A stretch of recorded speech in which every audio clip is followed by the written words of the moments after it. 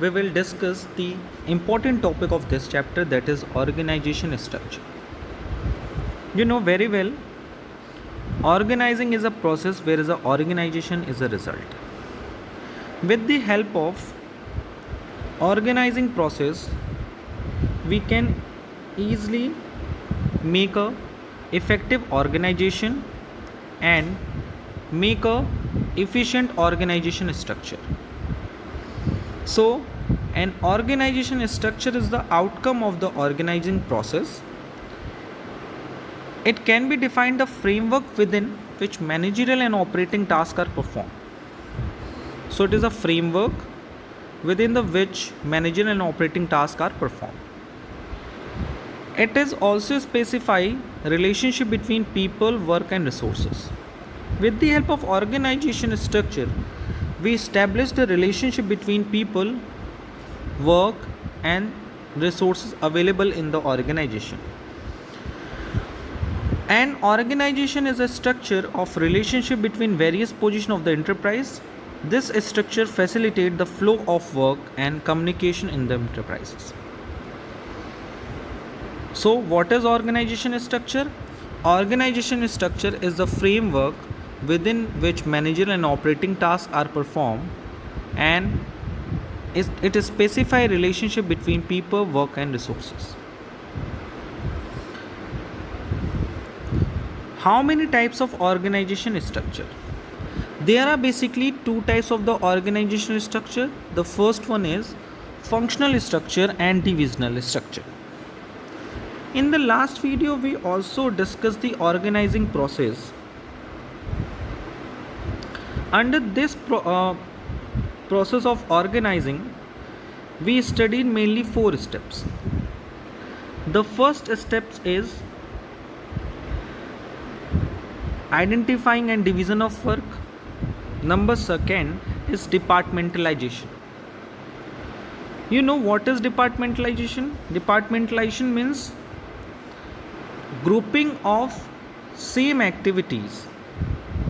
When we group the same activity, it is called departmentalization.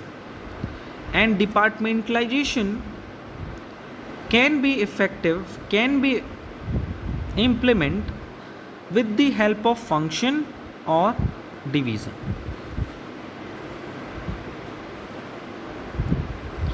So organizational structure is mainly a part of the step 2 of organizing process, that is departmentalization. When we talking about the departmentalization, there are basically 2 bases for the departmentalization. The first basis is departmentalization is on the basis of the function, and second on the basis of the division. Now let's discuss what is functional structure and what is divisional structure. Functional structure means departmentalizations or making a department on the basis of function, whereas a divisional structure means making a department or departmentalization on the basis of division. So this topic is mainly related to the second step of the organizing process, that is departmentalization. What is functional organization or departmentalization on the basis of function? Let us start. An organization structure in which departments are created on the basis of different functions performed in the organization is called functional structure. All the departments in such organization report to a coordinating head, that is a manufacturing concern is divided into 4 departments: production, sales, purchase and finance. So what is functional structure? जब कोई भी organisation के different department जो create किए जाते हैं, वो किस बेसिस पे किए जाते हैं? उनके फंक्शन के अकॉर्डिंग किए जाते हैं, उसे हम लोग फंक्शनल स्ट्रक्चर कहते हैं. जैसे कोई एक मैन्युफैक्चरिंग कंसर्न है. मैन्युफैक्चरिंग कंसर्न का मतलब एक ऐसा ऑर्गेनाइजेशन जिसका काम होता है सामान बनाना और फिर उसको बेचना और उससे प्रॉफिट अर्न करना. तो सामान बनाने के लिए उससे पहले रॉ मटेरियल्स चाहिए, सो उसके लिए परचेज डिपार्टमेंट की ज़रूरत है। फिर रॉ मटेरियल से उसे क्या चाहिए, फिनिश प्रोडक्ट बनाना है, सो उसे किसकी ज़रूरत है, प्रोडक्शन डिपार्टमेंट की ज़रूरत है। सामान बनाने के बाद फिर उसे लोगों तक पहुंचाना है ताकि हम सेल्स कर सकें, तो उसके लिए फाइनेंस डिपार्टमेंट की ज़रूरत है। एक्चुअली फाइनेंस डिपार्टमेंट की ज़रूरत सबको है, क्योंकि बिना पैसे के ना तो हम गुड्स को परचेस कर सकते हैं, ना प्रोडक्ट प्रोड्यूस कर सकते हैं, ना तो सेल्स कर सकते हैं। सो एक ऑर्गेनाइजेशन, एक मैन्युफैक्चरिंग कंसर्न को अपने गुड्स को बनाने से लेकर कस्टमर तक पहुंचाने तक के लिए उसे अपनी पूरी एक्टिविटी को 4 पार्ट में बांटना पड़ता है, on the basis of their function, that is the purchase department, production department, sales department and finance department. So I hope you can easily understand what is functional structure.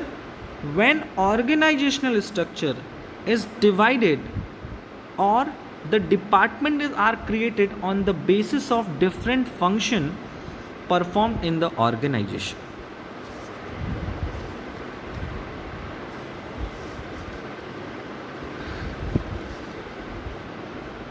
You can also see in this picture, under the one managing director, there are basically 4 departments: human resource department, research and development department, marketing department and purchasing department. It is also an example for the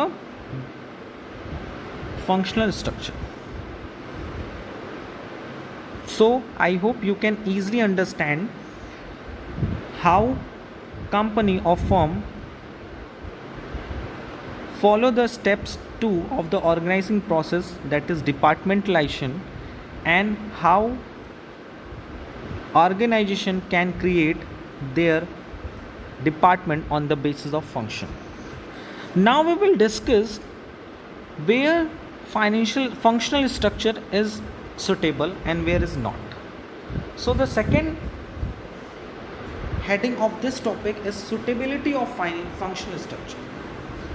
It is most suitable when the size of organization is large, yes, generally with the single product or a small number of similar products. Number second, has diversified activity, and number third, operation require a higher degree of specialization. So company कहाँ functional structure को adopt करती है? Company adopt करती है जहाँ पे organisation काफ़ी बड़ा और सिंगल प्रोडक्ट में काम कर रहा हो, या फिर उसके सिमिलर प्रोडक्ट हो, 4-5 प्रोडक्ट हो लेकिन वो सिमिलर हो. जैसे मैं एक छोटा सा एग्जांपल देता हूँ कि एक ऑर्गेनाइजेशन है, उसका साइज़ बहुत बड़ा है, वो एक ही प्रोडक्ट में डिस्कस करता है, या फिर आप उसके प्रोडक्ट को देखिए तो उसके प्रोडक्ट में प्रोडक्ट सेम है लेकिन वो उसका थोड़ा सा नेचर अलग अलग है. जैसे अगर हल्दीराम को ही देख लीजिए, उसका ऑर्गेनाइजेशन कितना बड़ा है, उसका एक ही प्रोडक्ट आता है, वो किस में डील करता है जनरली, वो जनरली डिपेंड करता है नमकीन के लिए, ठीक है, और नमकीन में डिफरेंट वेराइटीज़ ऑफ द नमकीन होती हैं. कुछ मूंग की नमकीन होती है, कुछ बादाम की नमकीन होती है, कुछ मिक्सचर्स होते हैं, कुछ काजू होते हैं, होता है कि नहीं होता? तो वहाँ पे हम किस स्ट्रक्चर की बात करते हैं? फंक्शनल स्ट्रक्चर की बात करते हैं. एंड डाइवर्सिफाइड एक्टिविटी, यानी वो अपनी एक्टिविटी को डाइवर्सिफाई करना चाहता है अगर कोई ऑर्गेनाइजेशन, तो उसके लिए फंक्शनल स्ट्रक्चर बहुत अच्छा है, यानी वो अपने एक्टिविटीज़ को बांटना चाहते हैं तब तो बढ़िया ही है. Operations required a high degree of specialisation. When any organisation needs high degree of specialisation in the operation, यानी वो अपनी एक्टिविटी में ये चाहता है कि स्पेशलाइजेशन हो, तो उसके लिए वो क्या करेगा? प्रोडक्शन मैनेजर अलग रखेगा, सेल्स मैनेजर अलग रखेगा, परचेज मैनेजर अलग रखेगा, फाइनेंस मैनेजर अलग रखेगा. Okay, next one is the advantage of financial structure. We discussed the all above headings and the description given under the functional structure. Few advantages are as follows. The first one is specialization. Number second, control and coordination. increase efficiency and profit, minimum duplication of efforts,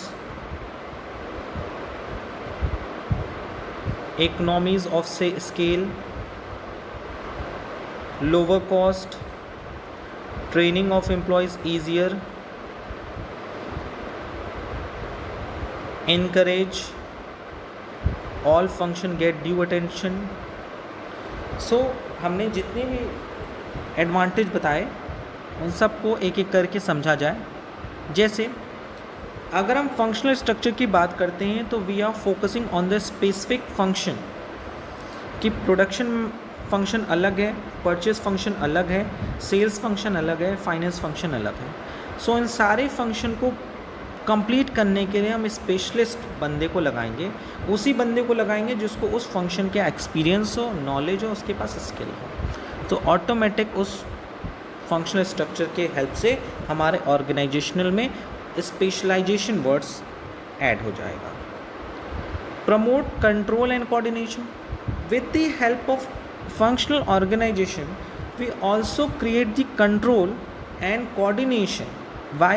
Because जब किसी भी organisation में division of work नहीं रहेगा तो क्या हम एक के साथ दूसरे का कोऑर्डिनेशन इस्टेब्लिश कर सकते हैं? नहीं कर सकते सर. क्या हम सब पे एक साथ कंट्रोल इस्टेब्लिश कर सकते हैं? नहीं. लेकिन वही अगर हम लोगों को बांट दें, अलग अलग कर दें, डिवीज़न कर दें on the base of their function, तो यहाँ 4 ग्रुप बन जाएंगे. चारों ग्रुप को अलग अलग कंट्रोल करना ज़्यादा इजी होगा एज़ कम्पेयर टू द चारों लोगों को एक साथ कंट्रोल करना. So with the help of functional organisation control easily applicable होता है, अलग अलग हम लोगों को कंट्रोल कर सकते हैं और सबके बीच में कोऑर्डिनेशन भी ला सकते हैं. Coordination is a very important function of management, क्योंकि किसी भी ऑर्गेनाइजेशन में अगर कोऑर्डिनेशन नहीं है, अगर सेल्स डिपार्टमेंट का कोऑर्डिनेशन परचेज से नहीं है, परचेज का प्रोडक्शन से नहीं है, प्रोडक्शन का फाइनेंस से नहीं है, तो कभी भी कोई भी काम अपने आपके बिजनेस में अच्छे ढंग से नहीं हो सकता. And next one, it leads to increase efficiency and profit. Efficiency means अगर हम सब काम को डिवीज़न कर दें, एंड ये फंडा तो ऑलरेडी हेनरी फ्यूल ने भी दिया है अपने principle of management, division of work on the basis of their nature. तो जाहिर सी बात है कि हम क्या करेंगे, completing the task on time as well as the minimum wastage of the resources. और जब हमारा मिनिमम वेस्टेज ऑफ रिसोर्स होगा तो कॉस्ट क्या होगी, कम होगी, टाइम भी कम लगेगा, तो प्रॉफिट हमारी क्या होगी, इंक्रीज हो जाएगी. Next one, minimum duplication of efforts. Because functional organisation में तो मैंने सारी एक्टिविटी को फंक्शन के अकॉर्डिंग बांट ही दिया है, तो इस बात के चांसेस भी काफ़ी कम हो जाएंगे कि कोई बंदा एक काम बार बार करे या 4 लोग एक ही काम को करें. ऐसा तो होगा नहीं. सबको काम अपना मिला हुआ है, सबको अपना वर्क मिला हुआ है, सब अपने अपने वर्क को करेंगे. अगर डिवीज़न ऑफ वर्क नहीं होता है तो हो सकता है कि 4 लोग एक ही काम करेंगे. अगर मैंने बांट दिया कि प्रोडक्शन मैनेजर को प्रोडक्शन से रिलेटेड एक्टिविटी करनी है, सेल्स मैनेजर को सेल्स से रिलेटेड एक्टिविटी करनी है, तो क्या कोई प्रोडक्शन डिपार्टमेंट का कोई बंदा जाके सेल्स डिपार्टमेंट का काम करेगा? नहीं. तो वहाँ डुप्लीकेशन ऑफ एफर्ट्स नहीं होगी, ना डिसबैलेंस भी नहीं होगा, क्योंकि हर ऑर्गेनाइजेशन पे हमारा ध्यान इक्वली है. और नेक्स्ट पॉइंट में देखिए, ट्रेनिंग ऑफ एम्प्लॉयज़. हम जब भी किसी ऑर्गेनाइजेशन में फंक्शनल स्ट्रक्चर होता है तो हम वहाँ के एम्प्लॉयज़ को ईजिली ट्रेन कर सकते हैं. कहोगे कैसे ट्रेन कर सकते हैं सर? देखियो जी, 4 लोग हैं, ये सेल्स डिपार्टमेंट के हैं, ये परचेज डिपार्टमेंट के, फाइनेंस डिपार्टमेंट के, ये प्रोडक्शन डिपार्टमेंट. ओके, अगर इन बंदे को मुझे ट्रेनिंग देना है तो मैं सिर्फ किस में देना होगा, सेल्स की एक्टिविटी में देना होगा इनको ट्रेनिंग, क्योंकि ये बंदा कहाँ का है, ये this employee is related to the sales department. तो जब हम इनको ट्रेनिंग देंगे तो क्या सारी चीज़ों की ट्रेनिंग देंगे? नहीं सर, ये सेल्स रेट, इसको सेल्स की ट्रेनिंग देंगे. इस बंदे को किसकी ट्रेनिंग देंगे? प्रोडक्शन की. इस बंदे को किसकी देंगे? परचेस की. इस बंदे को किसको देंगे? फाइनेंस से रिलेटेड ट्रेनिंग देंगे. तो ट्रेनिंग देना इजी हो गया कि नहीं हो गया? अगर एक ही बंदे को हम चारों चीज़ों की ट्रेनिंग दें तो क्या वो इनपुट ले पाएगा? नहीं सर, वो तो गुस्सा आ जाएगा,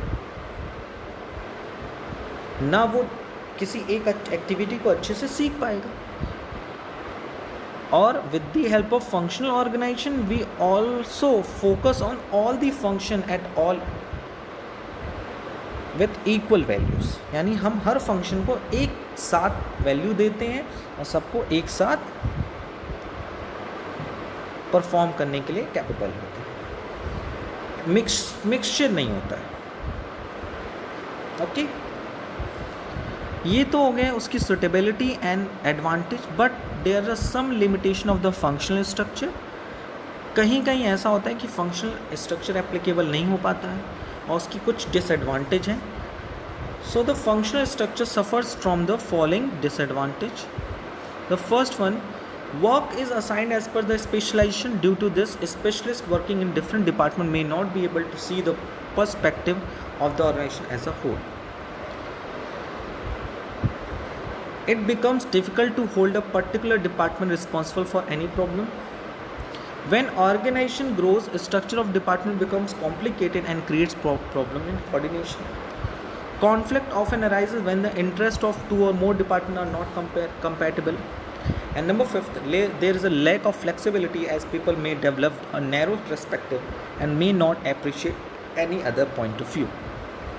देखिए, पहली लिमिटेशन या पहला ड्रॉबैक है, जब हम काम को उनके फंक्शन के अकॉर्डिंग बांटते हैं और लोगों को उनकी स्किल और एबिलिटी के अकॉर्डिंग उनको डिपार्टमेंट में रख लें और वो एज ए स्पेशलिस्ट उस वर्क में काम कर रहे हैं, तो वो सिर्फ और सिर्फ अपने डिपार्टमेंट के एम के लिए ही काम करते हैं। उनका मेनली फोकस होता है कि भैया हमारे डिपार्टमेंट की जो ऑब्जेक्टिव है वो कंप्लीट हो जाए। तो क्या हम यहाँ ऑर्गेनाइजेशन के बारे में सोच रहे हैं? नहीं, यहाँ तो सिर्फ हम एक पार्ट के बारे में सोच रहे हैं। सो ऑर्गेनाइजेशन पे हमारा ज़्यादा फोकस नहीं है। दूसरी बात, यानी under the functional structure of organization we cannot focus on the organizational goal as a whole. The second, अगर बिजनेस में कोई प्रॉब्लम आती है या मान लीजिए किसी साल फर्म को लॉस हो गया, तो वो ये कैसे कहेगा कि ये प्रॉब्लम जो है इस पर्टिकुलर डिपार्टमेंट के कारण हो रही है। मान लीजिए किसी ऑर्गेनाइजेशन को लॉस हो गया, ठीक है, तो हम ये कैसे रिस्पॉन्सिबिलिटी डिसाइड करेंगे कि इस प्रॉब्लम की वजह कौन है, इस लॉस की वजह कौन सा डिपार्टमेंट है, सेल्स डिपार्टमेंट है कि फाइनेंस डिपार्टमेंट है, प्रोडक्शन डिपार्टमेंट है कि परचेस डिपार्टमेंट है। So we can not be easily find out who is the responsible for the loss of the organisation. The third limitation, when organization grows, structure of department becomes complicated and creates problems in coordination. देखिए, जब organisation medium level का रहता है, low level का रहता है, तो वहाँ फंक्शनल ऑर्गेनाइजेशन प्रॉफिटेबल रहता है। लेकिन जब ऑर्गेनाइजेशन बहुत बड़ा हो जाए या उसके नंबर ऑफ प्रोडक्ट्स बढ़ जाएं, तो उस सिचुएशन में फंक्शनल ऑर्गेनाइजेशन जो होता है, स्ट्रक्चर जो होता है, वो एप्लीकेबल नहीं हो पाता है, क्योंकि एक डिपार्टमेंट को कई तरह के प्रोडक्ट्स प्रोड्यूस करने पड़ते हैं, परचेस डिपार्टमेंट को कई प्रोडक्ट्स से रिलेटेड रॉ मटेरियल्स खरीदने पड़ते हैं, एज वेल एज एक सेल्स डिपार्टमेंट को कई तरह के प्रोडक्ट्स मार्केट में सेल भी करने होते हैं। सो इस सिचुएशन में फंक्शनल स्ट्रक्चर ऑर्गेनाइजेशन के लिए प्रॉफिटेबल नहीं होता है। उसी तरह से कॉन्फ्लिक्ट भी अराइज होते हैं, क्योंकि एक ऑर्गेनाइजेशन जो होता है, जो एम्प्लॉयज़ होता है, वो ये चाहता है कि उसे सिर्फ और सिर्फ सेल्स डिपार्टमेंट का ही काम ना मिले, बल्कि उसे अदर डिपार्टमेंट का भी काम, क्योंकि जब कोई इंसान एक काम को करता रहता है बार बार, तो स्पेशलाइजेशन ज़रूर हो जाती है, लेकिन एक काम को करते करते वो कभी ना कभी बोर भी हो जाता है। सो फंक्शनल ऑर्गेनाइजेशन में फ्लेक्सिबिलिटी भी होनी बहुत ज़रूरी होती है, और फंक्शनल ऑर्गेनाइजेशन स्ट्रक्चर में फ्लेक्सिबिलिटी का नेचर काफ़ी कम होता है। So we discuss the functional structure of the organisation where the organisation creates their department on the basis of the function. Okay, now we will move to the second type of organizational structure, that is divisional structure. An organizational structure in which various departments are created on the basis of product, territory or region is called divisional structure. यानी जब किसी organisation को हम उनके product के according, उनके reason, territory के basis पे बांट देते हैं. जैसे यू नो कि एक बड़ा सा ऑर्गेनाइजेशन जो पूरे इंडिया में वर्क करता है, तो उसके लिए मैंने उसको टेरिटरी के अकॉर्डिंग या रीजन के अकॉर्डिंग बांट दिया कि this department is related to the south, this department related to the north, east, west. Okay, इस तरह से मैंने उनको क्या कर दिया, डिपार्टमेंट को क्रिएट कर दिया. या फिर जब कोई ऑर्गेनाइजेशन मल्टी प्रोडक्ट में में बिजनेस करता है, तो उस केसेस में हम उनके प्रोडक्ट्स के अकॉर्डिंग बांट देते हैं. जैसे एक कंपनी जो है वो मेडिसिन के बिजनेस में भी प्रोडक्ट बनाती है, एज वेल एज वो ग्रोसरी प्रोडक्ट्स भी बनाती है, एज वेल एज वो इलेक्ट्रॉनिक प्रोडक्ट्स भी बनाती है. तो इस केसेस में हम उनका डिवाइडेशन, उनका डिपार्टमेंटलाइजेशन उनके प्रोडक्ट्स के अकॉर्डिंग करते हैं. So under the divisional structure each unit has divisional manager who is responsible for the performance and has the authority over their division. Each division is further divided into functional unit like production, sales and etc. The divisional head is closely responsible for the profit or loss of their division. और जो organisation होता है ना, वो पूरा profit and loss उस division manager के ऊपर ही डिसाइड करता है. अगर उस डिवीज़न में अगर प्रॉफिट होता है तो उस डिवीज़न मैनेजर को अप्रिशिएट किया जाता है, अगर लॉस होता है तो उसके लिए उसको रिस्पॉन्सिबल भी ठहराया जाता है. You can easily understand the concept of divisional organisation. Suppose a company has a 4 division.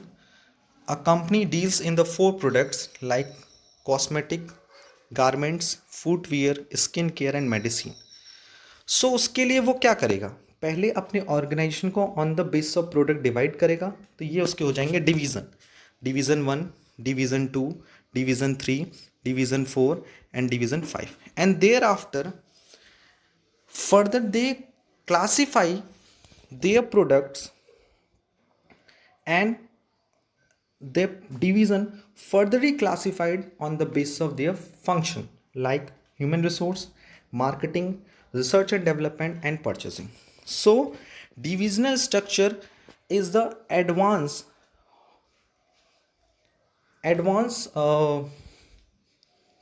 form of the functional structure.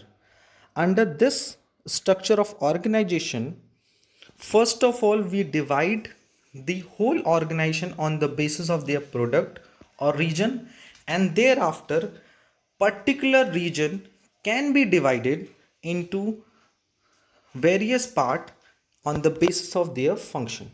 जैसे कि कॉस्मेटिक डिवीज़न है तो कॉस्मेटिक डिवीज़न का एक हेड होगा.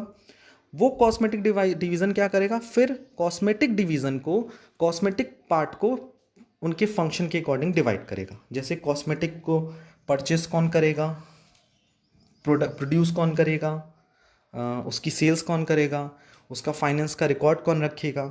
उसी तरह से गारमेंट्स में भी किया जाएगा. So you know very well, आपको ये चीज़ ईजिली समझ में आई होगी कि under the divisional structure divided the organisation can be divided firstly on the basis of their product and region, and thereafter each division, each products, departments, region department can be furtherly classified on their function. Next step, what is the suitability of divisional structure? Where is divisional structure suitable? The first one, organization which deals in large variety of products using different resources. Growth prospects are high. Organization want to diversify into different product and even expand to different territories. यानी कि divisional structure वहाँ suitable होता है जहाँ कोई भी organisation कई तरह के प्रोडक्ट्स के साथ डील करता है और जहाँ वो अपने ऑर्गेनाइजेशन को बहुत बड़े लेवल में ग्रो करना चाहता है और ये चाहता है कि वो उसका ऑर्गेनाइजेशन डाइवर्सिफाई हो, अपने बिजनेस को काफ़ी एरिया में एक्सपेंड करना चाहता है. जैसे कोई ऑर्गेनाइजेशन सिर्फ यूपी में वर्क करता है, लेकिन वो चाहता है कि उसका ऑर्गेनाइजेशन अब सिर्फ यूपी में वर्क ना करे, बल्कि यूपी के साथ साथ वो बिहार में, दिल्ली में, राजस्थान में, गुजरात में भी उसका ऑर्गेनाइजेशन वर्क करे। सो उसके लिए वो अपने ऑर्गेनाइजेशन को फंक्शन के अकॉर्डिंग ना बांट करके पहले वो उसको डिवीज़न के अकॉर्डिंग, रीजन के अकॉर्डिंग बांटता है। वहाँ उस डिवीज़न का हेड अपॉइंट करता है, और हेड जो होता है हर डिवीज़न को उनके फंक्शन के अकॉर्डिंग डिवाइड करता है। क्या क्या एडवांटेज हैं डिविजनल स्ट्रक्चर के? The following advantage of divisional structure.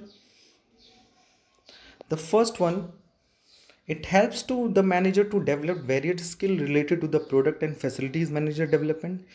यानी with the help of divisional structure, manager जो होता है वो उस प्रोडक्ट के में स्किल डेवलप तो करता ही करता है, साथ ही साथ उसे वेरियस फंक्शन में भी एक्सपीरियंस मिलता रहता है। यानी एक ही बंदे को प्रोडक्ट्स हैंडलिंग की स्किल भी आने लगती है।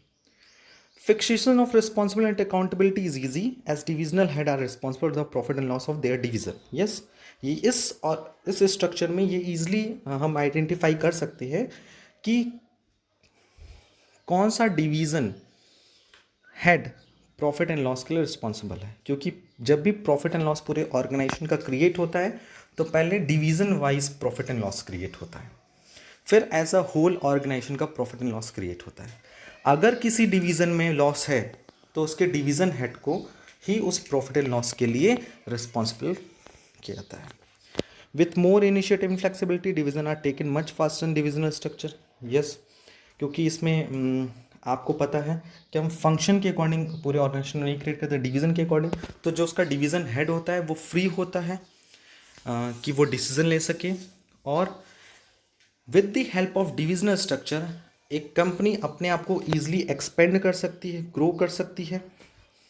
और इस काम को करने से मुझे लगता नहीं है कि डिविजनल स्ट्रक्चर बिजनेस के लिए लॉस मेकिंग होता है। It is a profitable for the business.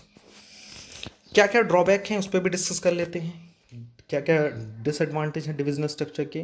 तो डिविजनल स्ट्रक्चर से सबसे इम्पोर्टेंट ड्रॉबैक ये देखने को मिलता है कि इससे डिफरेंट डिवीज़न के बीच में कॉन्फ्लिक्ट क्रिएट हो सकता है इस बात को लेकर, allocation of fund and other resources, कि फ़ंड किसको कितना मिलना है। क्योंकि आपको पता है एक दूध में जितनी भी चीनी डालोगे वो चीनी उतनी मीठी होगी। तो ये डिपेंड करता है कि ऑर्गेनाइजेशन किस डिवीज़न को सबसे ज़्यादा रिसोर्सेज एंड मनी इन्वेस्ट करता है। जाहिर सी बात है जहाँ हम ज़्यादा पैसा लगाएंगे वहाँ हमें ज़्यादा रिटर्न आएगा। सो इस चीज़ को लेकर डिफरेंट डिवीज़न के बीच में कॉन्फ्लिक्ट रहता है। दूसरा ये भी देखने को मिलता है, there is a duplication of physical facilities and function which leads to increase in cost. Divisional structure में ये देखने को मिलता है कि सेल्स फंक्शन जो है वो कई तरह के डिवीज़न अप्लाई करते हैं। सो एक कंपनी को डिवीज़न वाइज यहाँ फंक्शन प्रोवाइड करना पड़ता है, तो उसे नंबर ऑफ़ एम्प्लॉयज़ भी ज़्यादा चाहिए होते हैं, जिससे उस कंपनी की कॉस्ट इंक्रीज़ होती है। जैसे सपोज़ हमें यूपी का सेल्स डिपार्टमेंट अलग होगा, गुजरात का सेल्स डिपार्टमेंट अलग होगा, तो दोनों में सेल्स एम्प्लॉयज़ होंगे और दोनों ही सेम काम करेंगे, तो डुप्लीकेशन ऑफ वर्क भी हो रहा है ऑर्गेनाइजेशन के लिए, बट वो अपना काम अलग अलग डिवीज़न के लिए करेंगे। Greater autonomy to divisional heads may lead to misuse of authority. ये भी देखने को मिलता है कि डिविजनल हेड के पास उस पूरे डिवीज़न का क्या होता है, अथॉरिटी मिल जाती है। कभी कभी अथॉरिटी ज़्यादा होने के बाद कारण वो अपनी अथॉरिटी को मिसयूज़ भी करते हैं। And the more important things, manager in each division focus on their own objective without thinking of the organisation goal. हर डिविजनल मैनेजर हेड को ये लगता है कि उसे अपने डिवीज़न की ग्रो के बारे में सोचना है। उसका डिवीज़न अगर प्रॉफिट एंड लॉस में है तो उसकी जॉब सिक्योर्ड है, यानी वो ऑर्गेनाइजेशन गोल पे उतना ज़्यादा फोकस नहीं करता, बल्कि वो सिर्फ अपने डिविजनल गोल पर ही फोकस करता है। सो यहाँ कहीं ना कहीं ऑर्गेनाइजेशनल गोल को उतना मायने नहीं दिया जाता है, बल्कि वो अपने individual objective that is which are related to the division उस पर ज़्यादा फोकस किया जाता है। सो आई होप कि आज हम लोगों ने ऑर्गेनाइजेशन स्ट्रक्चर को पढ़ा। इम्पॉर्टेंट पार्ट ये है इस टॉपिक का ये कि जब हम ऑर्गेनाइजिंग प्रोसेस पढ़ रहे थे तो उसमें कई स्टेप्स थे। जिसमें दूसरा स्टेप था डिपार्टमेंटलाइजेशन, यानी after identifying and division of the work, similar types of the work will be grouped in one department. This is known as departmentalization. The firm or company make their department on the basis of function or on the basis of their product and territory. So the basically departmentalization can be created by the can be divided into two parts. The first one is the function, and number two on the basis of products and territory or region. At the end of this video, let's say revise. There are basically two method of departmentalization. The first one is functional structure. It means departmentalization on the basis of function. Under this structure, whole organization divided or make their department on the basis of function, that is sales, production, purchase, finance, human resource. Whereas divisional structure is the extension of the functional structure. Under this type of departmentalization, company make their department on the basis of their products, their various products, their region, their territories, and thereafter each division, each product's units, each territory further classified on the basis of function performed under this unit. So I hope कि आज आपको हम लोगों ने जो भी discuss किया, what is organisation structure and what is the types of organisation structure, वो ईजिली समझ में आया होगा. एंड इससे इम्पोर्टेंट एक बात और, एक अलग टर्म लास्ट में हम आपको प्रोवाइड करें, that is span of management. What is span of management? तो in simple word we can say number of subordinate then can be effectively managed by a superior. It refers to a number of subordinate that can be effectively managed by a superior. It is a concept related to the organizational structure. What is the meaning of a span of management? The number of subordinate then can be effectively managed by a superior. यानी एक superior के द्वारा जितने भी subordinate easily supervise किए जा सकते हैं, मैनेज किए जा सकते हैं, उसे हम लोग स्पैन ऑफ मैनेजमेंट कहते हैं. And larger the span, lesser the number of level in organisation structure leading to a flat organisation. यानी स्पैन जितना बड़ा होगा, lesser the number of level in the organisation, एक ऑर्गेनाइजेशन में जितना स्ट्रक्चर में जितने नंबर ऑफ लेवल्स कम होंगे उतना ही ऑर्गेनाइजेशन फ्लैट होगा, यानी उतना ही ईजी होगा. इस पर हम लोग बाद में और डिटेल में डिस्कस करेंगे. बस इतना समझ जाएं कि what is span of management. Span of management means number of subordinate that can be effectively manage by A superior. एक सुपीरियर के द्वारा जितने सबऑर्डिनेट ईजिली हैंडल किए जा सकते हैं, मैनेज किए जा सकते हैं, which is known as span of management. So today we discuss 3 important concepts related to the organizing chapter. The first one is what is organization structure. Second one is types of organizational structure, that is functional organizational structure and divisional organizational structure, and last the definition of span of management. So I hope आपको अच्छे से समझ में आया होगा. If you have any kind of doubt relating to this topic, please ask me. आज के लिए इतना ही. Thank you. Thanks a lot.